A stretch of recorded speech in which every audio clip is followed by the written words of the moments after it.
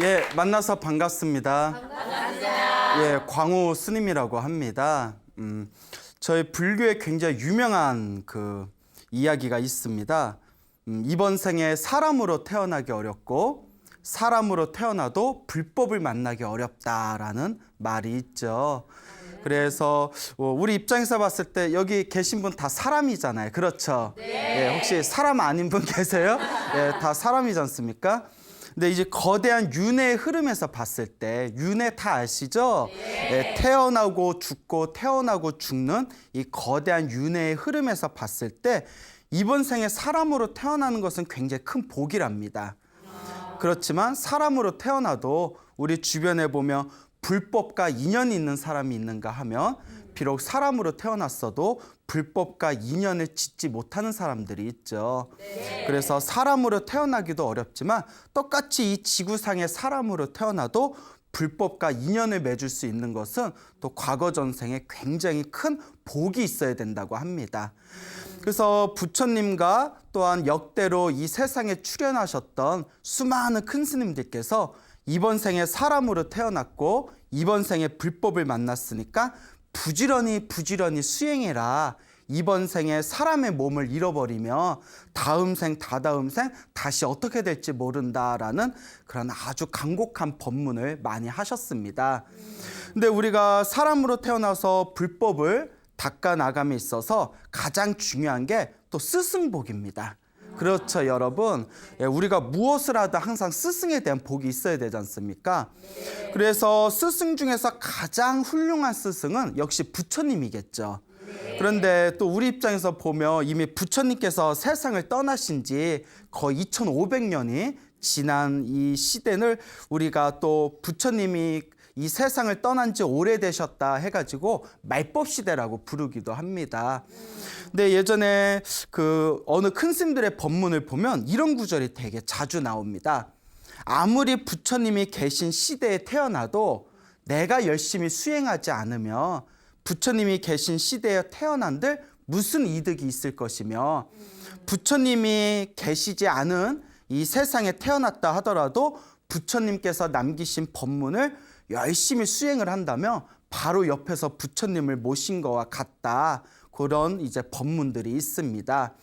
근데 우리 입장에서 봤을 때 항상 수행을 하거나 불법을 닦을 때 부처님 같이 위대한 스승이 옆에 있었으면 얼마나 좋았을까 하는 아쉬움이 들지만 가만히 우리 하는 걸 보면 막상 부처님 옆에 계셨어도 왠지 게으름 피웠을 것 같다는 그런 생각이 들 때도 있습니다. 네. 여러분들도 좀 그런 생각 들 때 있습니까? 네. 그래서 머리로는 내가 기도하고 수행해야 된다는 걸 다 알면서도 막상 잘 돼요, 안 돼요? 안 되죠. 자꾸 게으름이 나지 않습니까? 이 기도하고 수행해야 된다는 걸 알면서도 게으름이 나는 이 마음을 우리가 참 업장이 두껍구나. 업보가 두껍구나라고 표현을 합니다. 그래서 전생의 업장과 업보가 두꺼워서 이번 생에 복을 짓고 선업을 짓고 열심히 수행해야 된다는 걸 알면서도 몸이 잘 따라준다, 안 따라준다. 예, 잘 따라주지 않는 그런 이제 상황이 펼쳐지게 되는 거죠. 그 부처님 당시에 마하가섭이라는 스님이 계셨습니다. 예전에도 마하가섭에 대한 스님 이야기 몇 번 들려드렸는데 기억나십니까?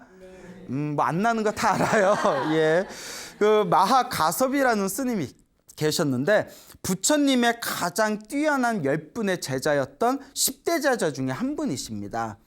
근데 이 마하가섭 스님이 저기 동굴에서 이제 홀로 수행을 하고 있었을 때 그 동굴에서 수행을 하면서 그 2명의 어린 제자를 두게 되었다고 합니다. 근데 이 2명의 어린 제자가 하나는 아주 착하고 성실한 제자였고 하나는 굉장히 조금 못된 구석이 있고 굉장히 게으른 제자가 있었다고 합니다. 그래서 이제 항상 그 착하고 부지런했던 제자가 이 스승인 마하가섭 스님을 위해서 항상 새순물을 이제 데펴놓고 목욕하실 때가 되면 목욕물을 데펴놓고 매일매일 시중을 잘 들었는데 옆에 있는 이 못된 제자가 이 게으르면서 못된 제자가 이제 꾀를 부리게 됩니다. 예를 들어서 이제 착한 제자가 우리 스승이신 마하가섭 스님이 씻으셔야 되니까 물을 좀 데펴놔야 되겠다 해서 물을 따뜻하게 데펴놓고 이제 그 세숫대에다가 물을 싹 이제 떠놓고 스승님을 기다리고 있을 때 게으른 제자가 먼저 방에 가가지고 스승님 제가 세수하실 물 다 준비했습니다. 오셔서 씻으십시오 이러는 거예요. 막상 마가섭스님이 오시면 그 물이 자 이렇게 따뜻한 세숫물이 있으면 당연히 누가 했을 거라고 생각하죠? 그 나쁜 제자, 게으른 못된 제자가 했을 거다. 그렇게 이제 믿고 계시겠죠. 그러니까 이런 일을 몇 번 당하고 나니까 그 지렁이도 밟으면 꿈틀거린다고 하잖아요. 이 착한 제자가 화딱지가 나는 거예요. 예? 이거 뭐지? 싶어서 뭐 내가 호구인가? 뭐 이러면서 쟤 왜 저러지? 못됐다. 그러다가 나중에는 이제 복수를 꿈꾸게 됩니다. 이 착한 제자가.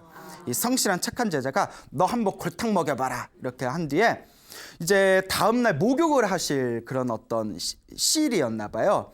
그래서 이 착한 제자가 살짝 목욕물에 팔팔 데운 뒤에 그 목욕물을 데워놓은 목욕물을 따로 바가지에다가 항아리에 퍼가지고 자기만 알고 있는 것에다가 그 항아리를 다 놓은 채 그 팔팔 끓고 있는 솥에다가는 물을 한 바가지만 넣었답니다.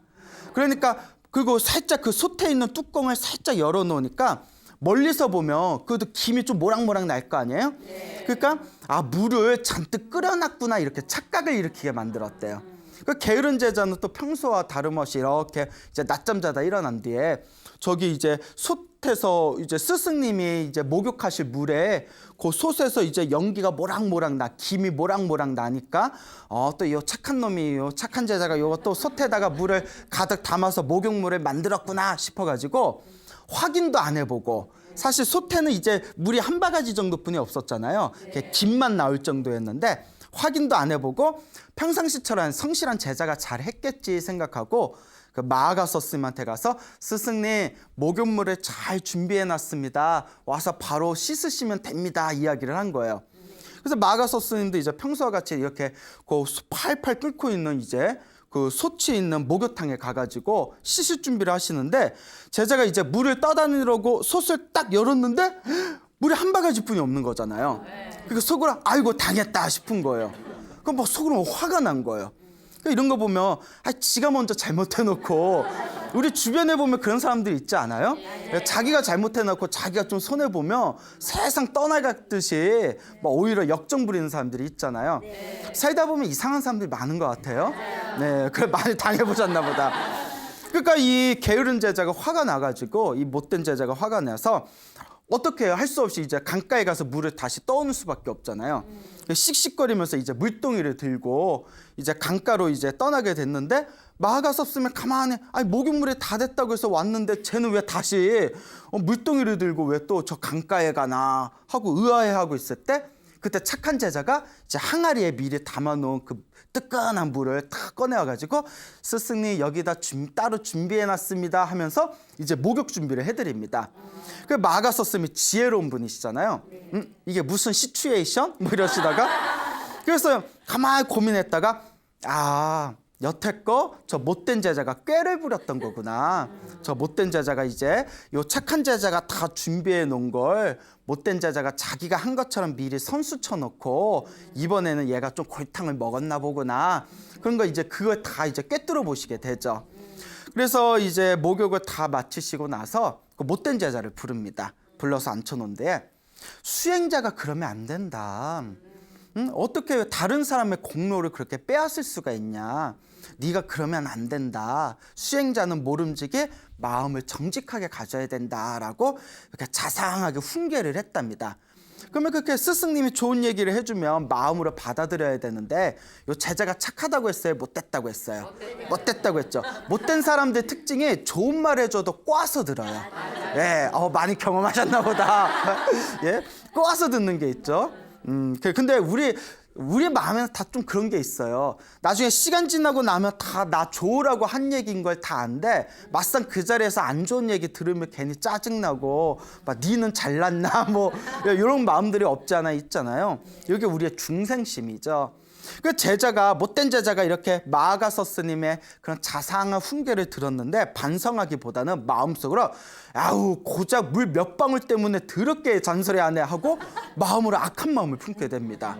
예, 그러니까 이제 악한 제자가 이제 삐치게 돼요. 그래서 그 다음날 스님들은 인도 당시에 그 부처님 당시에 인도에서 스님들께서는 항상 하루에 한 끼 마을에 가서 탁발을 하셨잖아요. 식사를 하실 때 탁발을 하셨는데 그 다음날 탁발을 하러 이제 내려가게 됐는데 요 못된 제자가 삐쳐가지고 자기는 안 나간 거예요.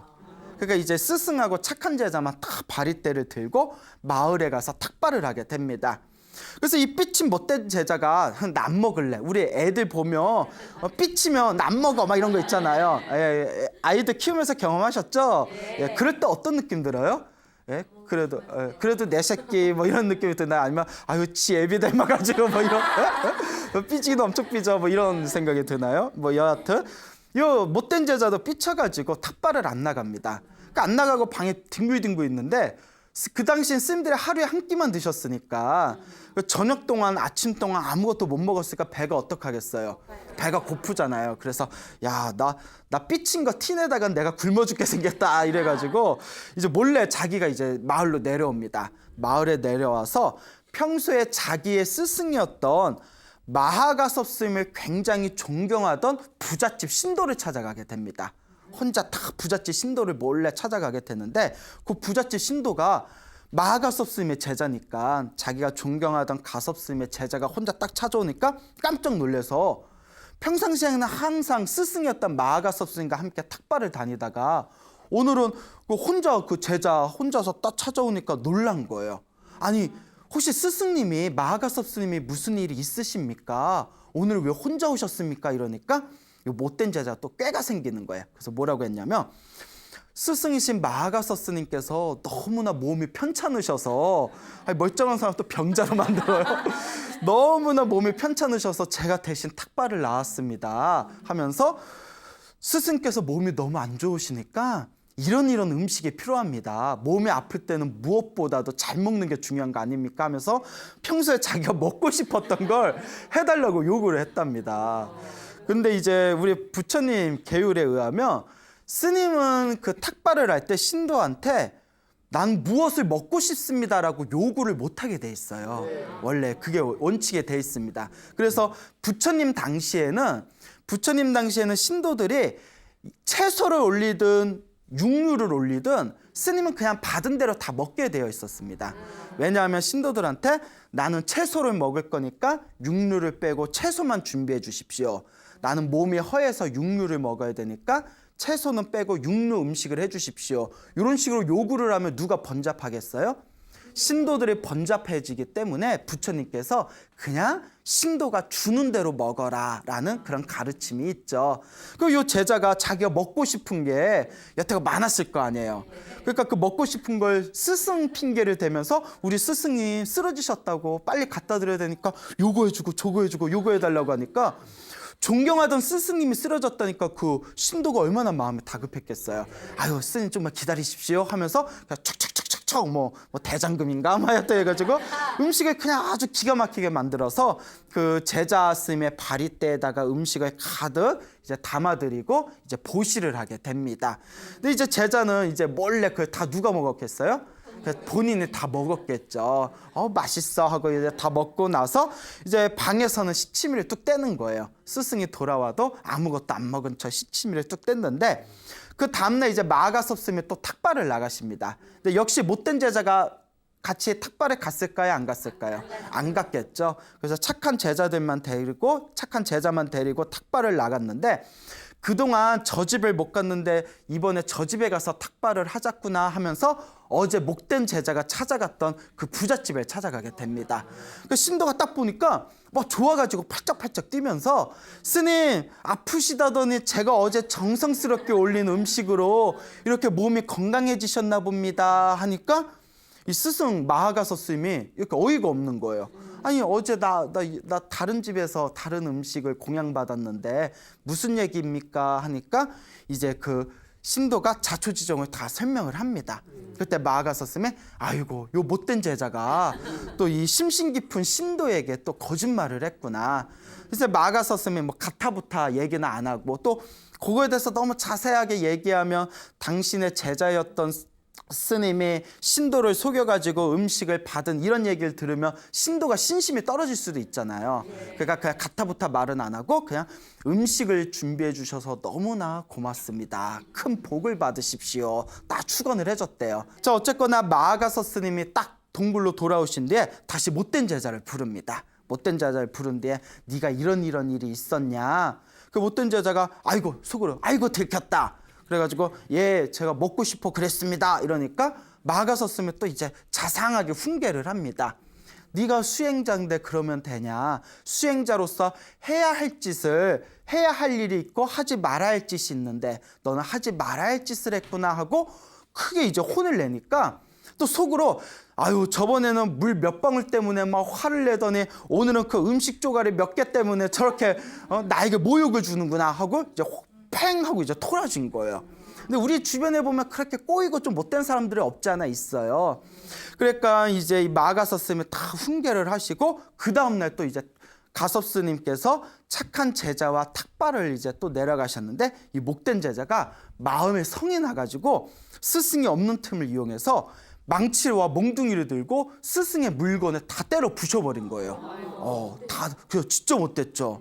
다 때려 부신 뒤에 마지막에는 길을 떠나면서 마아가섭 스님이 쉬시는 방에다 불을 질러 놓고 그렇게 이제 떠나게 됩니다. 이런 이야기가 이제 그 부처님 설화에 나오게 되죠. 그래서 먼 훗날에 그 마아가섭의 못된 제자가 그렇게 절을 마아가섭 스님의 품을 벗어나고 나서 어떻게 살았는지는 기록에는 안 나오지만 뭐 잘 살았겠어요. 그렇게 계속 못된 마음으로 살았겠지만 마지막에 이런 구절이 있습니다. 그 제자는 먼 훗날 세상을 마치고 나서 어디에 떨어졌다? 지옥에 떨어졌다라는 그런 이제 이야기가 전해지고 있습니다. 어쨌거나 이런 이제 사건이 터지고 나서 그 소문이 이제 널리 퍼지게 되었답니다. 그래서 하루는 이제 마아가서 스님과 같은 지역에 있었던 어느 스님께서 이제 부처님이 계신 제따와나 이제 그 사원에 가가지고 부처님께 인사를 드립니다. 부처님 제가 어디에서 제가 수행을 하고 부처님께 인사드리려고 잠시 찾아왔습니다 하니까 부처님께서 어디서 왔다고? 예, 어디서 왔습니다. 그 부처님께서 미소를 지으시면서 거기에 나의 훌륭한 제자 마아가섭 스님이 있는데 그래 마아가섭 스님은 어떻게 건강하게 잘 지내고 있냐 이렇게 이제 안부를 묻게 됩니다. 그러니까 그 부처님께 인사를 드렸던 그 다른 스님이 아이고 부처님 정말 큰일이 있었습니다 하면서 그 못된 제자가 그 마아가섭 스님의 물건을 다 부시고 방에다 불을 지르고 도망간 사건을 이야기합니다. 부처님께서 그 이야기를 가만히 들으시더니 이렇게 싱긋 미소를 지으십니다. 아니 그런 일을 당했는데 부처님이 왜 미소를 지었을까요? 남의 불행은 나의 행복? 그렇죠. 부처님이 그러실 리는 없죠. 부처님께서 살짝 미소를 지으니까 그 스님이 의아한 거예요. 아니 부처님 마아가섭 스님이 엄청나게 고생을 했는데 어찌하여 그런 미소를 지으십니까 하니까 비구요. 옛날에는 남자 스님을 비구라고 부르죠. 비구요. 이 이야기는 이번 생에서만 일어난 게 아니라 머나먼 과거생에도 있었던 일이다. 머나먼 과거생에 있었던 실수를 이번 생에도 되풀이하는 것을 보고 내가 미소를 지은 것이다. 그러니까 그 비구 스님이 도대체 무슨 말씀입니까 하니까 부처님께서 다음과 같은 이야기를 하십니다. 머나먼 과거 전생에 한량없는 과거 전생에 아주 깊은 산 속에 새 한 마리와 원숭이 한 마리가 이렇게 살고 있었답니다. 근데 이 새는 굉장히 부지런해가지고 막 그 자그마한 부리로 나뭇가지와 돌멩이 같은 걸 주워가지고 그 나무 위에다가 아주 튼튼한 이제 둥지를 하나 틀게 됩니다. 그래서 그 둥지 속에서 편안하고 안락한 삶을 살고 있었는데 그 밑에서 그 나무에서 같이 살고 있던 원숭이는 항상 추위가 닥칠 때마다 오들오들 떨면서 덜덜덜덜 떨면서 자기의 그 몸을 가릴 만한 어떤 조그만 집도 짓지를 않는 거예요. 그 새가 보다 못해서 원숭이에게 질문을 던집니다. 원숭이야, 원숭이야. 너는 사람하고 똑같은 손도 있고 발도 있고 머리도 있는데 왜 집을 짓지 않느냐?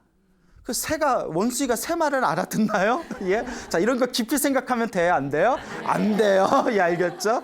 자, 왜냐하면 이 이야기를 해줄 때 어떤 아이가 그러더라고요. 한참 듣다가 스님, 원숭이가 어떻게 새 말을 알아들어요? 이러는데, 예. 그래서 한 대 이렇게 꿀밤을 먹여주고 싶었어요. 예? 왜냐면 내가 너무 당황해가지고 그 순수함에 너무 당황해서 그래서 제가 그냥 들어. 네, 이랬던 적이 있었는데, 자, 어쨌거나 그러니까 원숭이가 그 이야기를 딱 듣고 새한테 이렇게 얘기합니다.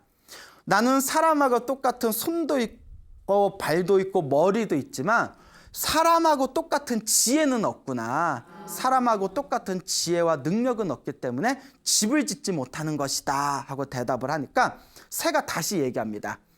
그딴 핑계 대지 말고 예, 새가 저쪽 이제 세게 얘기하면 그런 핑계 대지 말고 그딴 핑계 대지 말고 부지런히 돌하고 나무를 주워와서 오두막집이라도 하나 지어라 이렇게 이제 얘기를 했대요. 나름대로 딱 조언을 했는데 그러니까 이 원숭이가 순간 마음이 토라져 버린 거예요. 꼬인 거예요. 졌다. 저 조그만 새가 감히 나를 우롱해? 그래가지고 원숭이가 화딱지가 나서 나무 위에 올라가서 새 둥지를 다 부셔버렸답니다. 예, 다 부셔버렸대요. 하여튼 이 원숭이 하여튼 자, 부처님께서 이런 말씀을 하시면서 다음과 같은 이야기를 전해줍니다. 그 머나먼 과거 전생에 그 원숭이를 훈계해줬던 새는 이번 생에 누구다? 마하가섭 스님이시고 그때 새의 훈계를 받고 마음이 꼬여가지고 새 둥지를 부셨던 원숭이는 이번 생에 누구다? 그 못된 제자이니라 라는 그런 이야기가 전해지고 있습니다. 자, 이 이야기에는 굉장히 중요한 교훈이 내포되어 있어요. 전생에 똑같이 머나먼 과거 전생에 새였고 원숭이였고 똑같은 축생이었던 두 존재가 새는 수없는 윤회의 삶을 지나고 난 뒤에 이번 생에 깨달음을 얻은 거룩한 성자인 마하가서 스님이 되셨고 그 원숭이도 똑같은 새와 똑같은 윤회의 삶을 살았지만 이번 생에 어리석은 사람, 마음을 못되게 가진 어리석은 사람으로 태어났고 그나마 머나먼 과거 전생에 성근이 있어서 마하가섭 같은 좋은 스승을 만났음에도 불구하고 자기의 나쁜 마음의 습성을 버리지 못해서 결국에는 지옥에까지 떨어지는 무서운 업보를 짓게 됩니다. 근데 이 새와 원숭이의 이야기는 남의 이야기가 아니라 누구의 이야기일까요? 그렇죠, 맞죠. 우리의 이야기입니다. 가만히 우리 스스로를 보면 우리는 새와 같은 존재인 것 같아요? 아니면 원숭이 같은 존재인 것 같아요? 원숭이, 그렇죠. 자기 입으로 새라고 하기 좀 부끄럽죠. 예. 그리고 또 우리의 모습을 보면 우리의 모습이 마하가섭을 더 많이 닮은 것 같아요? 그 못된 제자의 마음을 더 많이 닮은 것 같아요? 그렇죠. 예. 우리 마음에 아주 중생심이 많지 않습니까? 그렇기 때문에 이 마음을 잘 다스리는 거. 그래서 마하가섭 스님 같이 좋은 스승을 만났다 하더라도 자기가 스스로 닦고 노력하고 수행하지 않으면 언제든지 우리는 그 못된 제자와 같이 지옥에 떨어질 수 있는 가능성이 열려 있다는 겁니다. 그래서 좋은 스승을 만나고 이번 생에 사람으로 태어나서 불법을 만나서 좋은 스승을 만났을 때 부지런히 자신을 닦고 수행할 줄 알아야 된다라는 것이 바로 이 이야기의 중요한 교훈이 되겠습니다. 또 이와 비슷한 이야기가 있습니다. 옛날에 형제가 있었다고 합니다. 형하고 아우가 있었는데 이 형하고 아우가 그래도 전생에 무슨 성근이 있고 복이 있었는지 둘이 같이 출가를 하게 됩니다. 머리를 깎고 출가했는데 형은 굉장히 열심히 수행을 했답니다. 아주 열심히 수행을 했는데 아우는 사람들에게 잘 보여지기를 원하고 사람들한테 관심 받기를 원하는 명성 쌓고 명예욕을 쌓는 데에만 집중을 했다고 합니다. 그러니까 이 형 스님이 아우에게 야, 이번 생에 머리를 깎고 출가했는데 그렇게 살면 안 된다. 이번 생에 불법을 만나고 우리가 이렇게 머리를 깎아서 수행을 하는데 열심히 수행을 해야지. 왜 그렇게 욕망이 휘둘리면서 사냐? 이제부터라도 마음을 제대로 잡고 수행을 해라라고 간곡하게 이야기를 합니다. 근데 이 아우 스님이 제대로 알아들어요, 못 알아들어요? 그렇죠. 여기서 제대로 알아들어서 열심히 수행했대요 하면 이야기가 또 전달이 안 되겠죠. 자, 여기서 이제 우리 아우 스님이 말을 듣지를 않습니다. 말을 듣질 않고 계속 자기 욕망에 휘둘리면서 살다가 결국에는 큰 병에 걸려버렸답니다. 근데 사람이 보왕산매론이라는 데에서도 병 얻기를 바라지 말아라, 병으로서 스승을 삼아라 라는 얘기가 있습니다. 그래서 평소에 인생을 굉장히 교만하게 살았던 사람들이 병에 딱 걸리고 나서 무언가 자기 자신을 좀 내려놓을 수 있고 자기 자신을 반성하는 어떤 그런 어떤 기회로 삼을 수가 있지 않습니까? 그래서 이제 아우스님이 딱 병에 걸렸을 때 도저히 어떤 그 약을 쓰고 어떤 의사가 와도 그 병이 낫지를 않는 거예요. 그래서 이제 내가 다 죽게 생겼구나 싶어서 자기가 살아왔던 삶을 반성해 보니까 너무나 자기의 삶이 너무나 후회가 되는 겁니다. 그래서 이제 자기 형님이었던 그 형님 스님을 불러가지고 눈물을 주르륵 흘리면서 제가 형 말씀을 제대로 듣지 못하고 이렇게 어리석게 살았던 게 제가 너무나 후회가 됩니다. 죄송합니다, 스님. 제가 죽으면 어디로 떨어질지 저도 참 불안합니다. 이렇게 이제 눈물을 흘리면서 형한테 막 이제 하소연을 하게 되죠. 그리고 며칠 후에 그 아우스님이 결국 세상을 떠나게 됩니다. 그래서 열심히 수행을 해서 신통이 있었던 그 스님이, 형 스님이 가만히 이제 신통력에 들어가가지고 내 죽은 아우스님이 어디로 태어났나 하고 가만히 이렇게 살펴보니까 다행히 이제 사람으로 태어난 거예요. 그래서 어디로 태어났나 봤더니 그 근처에 어느 부인의 자궁 속으로 들어가게 된 겁니다. 그러니까 이제 10개월 후에 이제 아이로 태어나게 되겠죠. 그래서 10개월을 잘 기다렸다가 그 부인이 아이를 낳았을 때쯤에 그 형 스님이 그 집을 찾아가게 됩니다. 그 집안과 이렇게 친분을 맺어요. 친분을 맺으면서 서로 이제 친한 스님과 신도 관계가 됐는데 그 형 스님은 이제 마음속으로 어떤 계획이 있었냐면 나중에 저 아이가 크면 나중에 부모의 허락을 받아가지고 내가 내 제자로 내가 데려가야겠다. 전생에 내 아우가 스님이 돼서 열심히 수행을 못했으니 이번 생이라도 내가 잘 키워가지고 내가 도인으로 만들어야 되겠다. 이런 계획을 잘 세워놨대요. 그러다가 그 아이가 몇 년이 지난 뒤에 4살이 되었을 때 하루는 이제 엄마가 아이를 이제 안고 그 스님이 계시는 절에 찾아가고자 합니다. 이제 가는데 그 스님이 계시는 절에 이렇게 바위도 있고 굉장히 좀 이렇게 험준했대요. 그래서 엄마가 이제 아이를 안고 조심조심 간다고 갔는데 그만 손을 놓쳐가지고 아이가 땅바닥에 떨어졌대요. 근데 그 막 바위가 있고 험준하잖아요.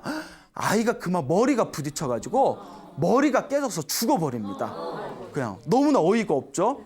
그렇게 딱 죽어버리니까 그러니까 이제 그 스승이 깜짝 놀래가지고 아이고 어쩌다가 하고 그 아이가 이제 또 어디로 태어났나 하고 자기 신통력을 딱 살펴봤는데 이 아이가 그 책에 보면 이런 내용이 나옵니다. 엄마가 손을 놓쳐서 머리가 땅바닥에 부딪히면서 죽을 때 아파요, 안 아파요? 아프겠죠. 여러분 머리 안 깨져도 아플 것 같죠? 아프지 않습니까? 아픔을 느끼면서 자기를 놓친 엄마에 대해서 화를 냈답니다. 화를 내는 마음을 일으켰대요. 예? 그러니까 엄마에 대해서 화를 내는 마음을 강력하게 일으키면서 목숨이 끊기게 되는데 제가 요 소나무 강의를 통해서 몇 번 말씀을 드렸을 거예요. 사람은 다음 생을 결정짓는데 죽기 직전에 한 생각이 가장 중요하다라는 말씀을 드린 적이 있습니다. 기억나세요? 네. 기억 안 날 것 같은데? 기억나요? 근데 몇 번 말씀을 드렸어요. 그 아이가 죽기 직전에 엄마에 대한 강력한 원망과 그 분노를 가지고 머리가 깨지면서 죽었기 때문에 죽은 뒤에 지옥에 떨어지게 됩니다. 그러니까 지옥에 떨어져 버리니까 그 스님, 형 스님으로서도 도저히 어쩔 방법이 없는 거예요. 그때 그 형 스님이 다음과 같이 한탄을 합니다. 이번 생에 사람으로 태어나 불법을 만났을 때 미리 부지런히 수행을 해야지 우물쭈물 시간을 보내다가는 다시는 구제할 수 없는 지경에까지 이르게 되는구나 라고 한탄하는 내용의 그런 이야기가 전해지고 있습니다. 이와 같이 우리가 지금 사람 몸을 만나서 이 불법을 만났을 때 미리미리 닦아야 돼요. 근데 우리 마음이 어때요? 에휴, 다음에 내일 다음 주 다음 달 내년 하다가 나중에 어떻게 돼요? 나중에는 이불 속에서 이제 딱 누워가지고 산소 마스크 쓰고 눈물을 주르륵 흘리면서 아이고 그때 닦을 걸, 그때 열심히 기도해 놓을 걸. 이런 상태가 안 된다고 보장할 수가 없는 겁니다. 그래서 다음에 하다가 진짜 좋은 시절은 다 보내버리고 이제 내가 마음 먹고 복을 짓고 선업을 짓고 수행을 하고자 마음 먹어도 몸이 따라줄 수 없는 상태까지 이르르면 그 모든 손해는 다 누구의 몫이 된다? 나의 몫이 된다라는 것을 우리가 기억할 필요가 있습니다. 그러니까 우리가 기도를 하고자 할 때, 수행을 하고자 할 때 지금 이 순간부터 시작을 해야 되는 거예요. 이 순간부터 관세음보살을 한 번 더 불러보고 지장보살을 한 번 더 불러보고 금강경을 한 번이라도 더 읽어보고 법화경을 한 글자라도 더 써보고 이와 같이 지금 닦아나가는 지금 현재의 모습이 가장 중요하다라는 것을 여러분들이 잘 기억하시길 바랍니다. 알겠죠? 네. 자, 또 이제 재밌는 이야기를 하나 해드리겠습니다. 워낙에 유명한 이야기라서 여러분들 또 아시는 분들도 계실 텐데요. 예전에 산에서 혼자 수행하시는 어느 수행자가 있었다고 합니다. 그 수행자가 마을을 내려가게 됐는데 하루는 그 마을에 이렇게 지나가다가 책이 한 권 있는 걸 발견하게 됩니다. 그래서 그 책을 이렇게 보니까 너무나 좋은 내용이 많은 거예요. 그래서 이제 그 책을 들고 이제 자기가 수행하는 처소에 산을 이렇게 올라오게 됐는데 항상 이제 수행을 하고 책을 읽고 마음을 닦는 그런 삶을 살다가 어느 날 이렇게 다시 책을 보려고 딱 펼쳐보니까 책이 다 쥐가 갉아먹어 놓은 거예요. 그 책을 쥐가 다 갉아먹은 걸 딱 보고 너무나 안타까운 생각이 듭니다.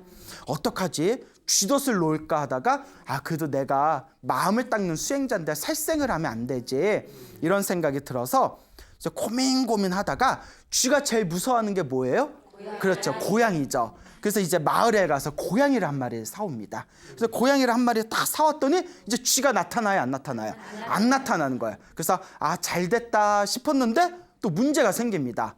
고양이 밥을 줘야 되는데 뭐 쥐도 없고 고양이 밥을 줘야 되는데 뭐 줄 게 없는 거예요.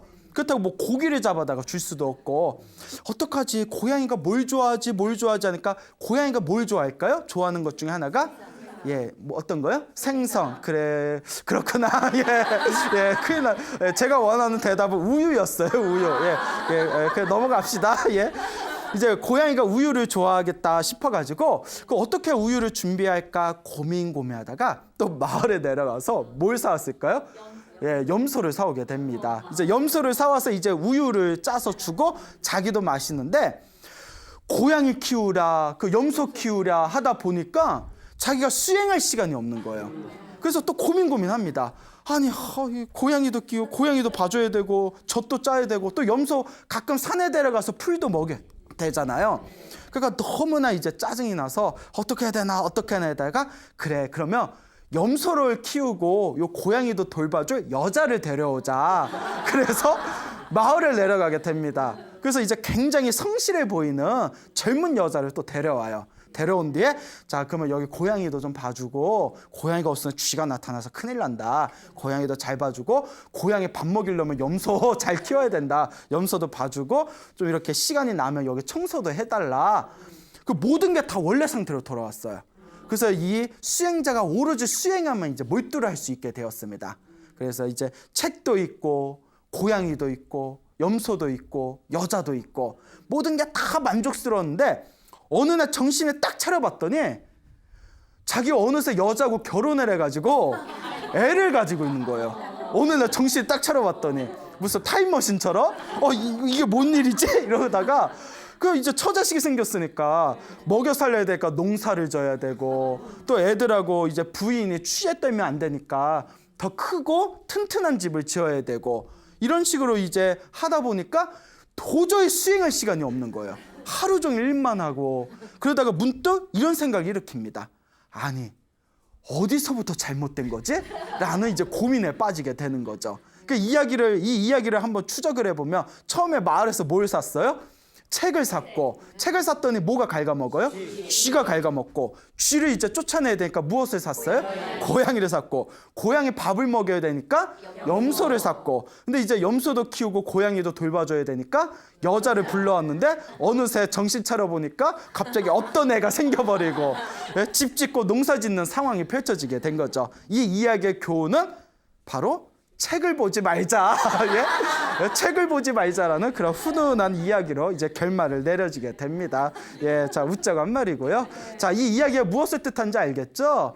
예, 자그마한 욕심이 오히려 내 몸을 해칠 수 있는 더 큰 욕망으로 치닫게 될 수가 있다. 그렇기 때문에 항상 내 주변에서 수행을 했을 때 그 자그마한 욕심일지라도 내려놓을 수 있어야 되고, 수행을 하고 있는 지금 이 순간에 최선을 다해야 된다라는 것을 우리가 이 이야기를 통해서 우리가 하나하나 깨닫게 됩니다. 자, 부처님 당시에 소매치기 2명이 있었습니다. 2명의 소매치기가 있었는데, 하루는 이 2명의 소매치기들이 오늘은 어떻게 제대로 된 어떤 호구가 없나 이렇게 주변을 둘러보고 있는데, 소매치기들이 제일 좋아하는 장소가 사람이 많은 장소지 않습니까? 번잡한 장소인데 수십 명 수백 명의 남녀가 서로 이제 짝을 이뤄가지고 어딘가로 걸어가고 있는 걸 발견하게 됩니다. 그래서 그 사람들한테 어디에 가시는 겁니까? 라고 질문을 던지니까 제따와나 이제 그 사원에서 부처님께서 이제 법문을 하고 계셔가지고 거기에 우리가 이제 법문을 들으러 가는 겁니다. 그러니까 요 2 소매치기가 생각하기를, 야, 그곳에 가면 사람들이 저렇게 많으니까 우리가 소매치기를 하기가 쉽겠구나라는 생각이 듭니다. 그래서 제따원에 가봤더니 아니나 다를까 사람들이 굉장히 많은 거예요. 그래서 2명의 소매치기들이 어떤 사람을 노릴까, 누가 만만한가 이렇게 호신탐탐 노리고 있는데, 한 소매치기는 그때 이제 어떤 사람의 이제 지갑을 훔칠까 하고 이렇게 두리번거리고 있느라고 부처님의 법문이 전혀 귀에 들어오질 않는 겁니다. 근데 옆에 있었던 한 명의 소매치기는 그 이제 사원에 와서 이제 누구의 이제 주머니를 훔칠까 하다가 부처님의 음성 소리를 듣자마자 갑자기 그 법문에만 집중을 하게 되는 겁니다. 그러니까 그 똑같은 2 소매치기인데 서로의 모습이 전혀 이제 다른 모습으로 펼쳐지는 거죠. 그래서 소매치기 하나는 이제 누군가의 지갑을 노리느라 부처님의 법문을 듣지 못하고, 또 소매치기 하나는 부처님의 법문을 듣느라고 누군가의 지갑이 전혀 눈에 들어오질 않는 거예요. 그렇게 해서 시간이 지난 뒤에 사람의 지갑을 노리던 소매치기는 동전 5입을 훔쳤답니다. 동전 5입을 훔치게 되고, 부처님의 법문을 듣는 거에만 집중하던 그 소매치기는 부처님의 법문이 딱 끝나자마자 그 자리에서 깨달음을 얻게 됩니다. 소매치기가 깨달음을 얻어요. 그래서 소매치기가 그 자리에서 깨달음을 얻은 뒤에 깨달음을 얻게 되면 사람의 양심이 회복이 된다고 합니다. 그러니까 더 이상 남의 물건에 손을 댄다 안 된다? 예, 안 되는 거고 될 수가 없답니다. 완벽한 양심이 되살아났기 때문에 나쁜 짓을 할래야 할 수가 없대요. 그래서 깨달음을 얻은 소매치기와 동전 5입을 훔친 소매치기가 이제 집으로 돌아오게 됩니다. 근데 깨달음을 얻은 소매치기의 부인이 여보 오늘 뭐 좀 얻어왔어? 오늘 일당이 괜찮았어? 하고 봤더니 빈손으로 온 거예요. 그러니까 이놈의 화상 하면서 막 화를 냈겠죠. 그러면서 그 동전 5입을 훔친 다른 소매치기와 함께 자기 남편을 조롱합니다. 아이고 뭐 한다고 그렇게 빈손으로 왔냐, 이 사람은 동전 5입이나 훔쳤는데 뭐하러 지금 이렇게 빈손으로 온 것이냐 했더니, 그 소매치기가 부처님의 법문을 듣다가 세상에서 가장 위대한 보물을 얻었어, 그것은 바로 깨달음이요. 그 부인은 얼마나 속 터져 죽겠어요. 그러면서 참 잘났어, 너 잘났다 이러고 있으니까 그 깨달음을 얻은 그 소매치기가 저 사람들은 무엇이 지혜고 무엇이 어리석음인 줄 모르는구나, 무엇이 진짜 지혜고 무엇이 진짜 어리석음인 줄 모르기 때문에 부처님께 얻은 나의 깨달음의 경지를 전혀 몰라보는구나. 그래서 이제 그 소매치기와 자기의 아내를 데리고 부처님이 계신 곳에 찾아갑니다. 부처님을 계신 곳에 찾아가서 부처님께 이렇게 이제 합장 인사를 올리니까 부처님께서 이제 모든 걸 다 꿰뚫어 보시잖아요. 그러면서 부처님께서 다음과 같이 유명한 개송을 남기십니다. 자기 자신이 어리석다고 생각하는 사람은 알고 보면 오히려 지혜로운 사람이다. 자기 자신이 지혜롭다고 생각하는 사람은 알고 보면 오히려 어리석은 자이다 라는 그런 법문을 하십니다. 이 이야기를 통해서 우리는 과연 그 소매치기와 같은 우리가 어떤 상황에 처하게 되었을 때 과연 우리의 마음은 어디를 향하고 있는지를 한번 고민해 볼 필요가 있습니다. 여러분들, 우리가 살아가는 이 거대한 중생의 삶의 모습은 욕망으로 이루어져 있습니다. 무엇으로 이루어져 있다? 욕망. 사실 우리의 모든 마음의 상태가 욕망이잖아요. 예, 좋은 옷 입고 싶고, 좋은 집에서 살고 싶고, 좋은 음식 먹고 싶고, 좋은 사람하고 살고 싶고, 모든 게 다 욕망이지 않습니까? 그래서 이 욕망의 에너지는 물론 소매치기하고 비교할 바는 아니지만 사실 소매치기의 욕망과 다를 바가 없다는 겁니다. 소매치기는 남의 것을 훔친다는 것뿐이고, 그 무언가 바라는 강렬한 욕망의 상태는 소매치기의 욕망이나 우리 평범한 중생들의 욕망이나 크게 다를 바가 없다는 거죠. 그리고 이런 소매치기와 같은 욕망을 가지고 있는 우리의 모습은 과연 다른 사람의 지갑을 노리는 그런 욕망에 휩싸인 모습인가? 아니면 본래 욕망을 가지고 있었지만 부처님의 가르침을 듣는 순간 부처님의 법에 귀를 기울이는 그러한 어떤 모습인가에 대해서 냉정하게 스스로를 따져볼 줄 알아야 됩니다. 여러분들은 이 두 소매치기 중에서 부처님의 법을 따르는 사람 쪽에 가까운 것 같아요? 아니면 남의 지갑을 노리던 소매치기의 모습에 더 가까운 것 같습니까? 말하기 애매하죠. 예? 말하기 애매합니다. 예? 예? 그 부처님의 법을 따르는 것 같아요 하면 솔직히 양심에 걸리죠. 예? 그렇다고 또 소매치기 같은 마음이라고 하기에는 뭐 그렇게까지 우리 마음이 남의 걸 훔칠 정도로 못되지는 않죠. 근데 우리는 항상 그 갈림길에 있다는 거, 그것을 항상 명심하셔야 됩니다. 그래서 우리 부처님께서 항상 하시던 말씀, 이번 생에 사람으로 태어났고 또 무엇을 만났으니? 불법을 만났으니 이번 생에 미리미리 수행해야지. 아까 그 형님 스님이 얘기한 것처럼 우물쭈물 시간을 보내다가는 다시는 구제할 수 없는 상태에 이르게 된다라는 그 교훈을 우리 불자라면 가슴속에 항상 각인하고 항상 수행하는 마음의 자세를 지녀야 되겠습니다. 알겠죠? 네. 자, 여러분, 행복해지고 싶습니까? 네. 행복한 삶을 창조하고 싶습니까? 네. 복을 지으십시오. 선업을 지으십시오. 공덕을 쌓으십시오. 복과 선업과 공덕의 힘이 여러분들을 진정한 행복의 길로 이끌어 줄 것입니다. 여기서 마치겠습니다. 소중한 나, 무한 행복!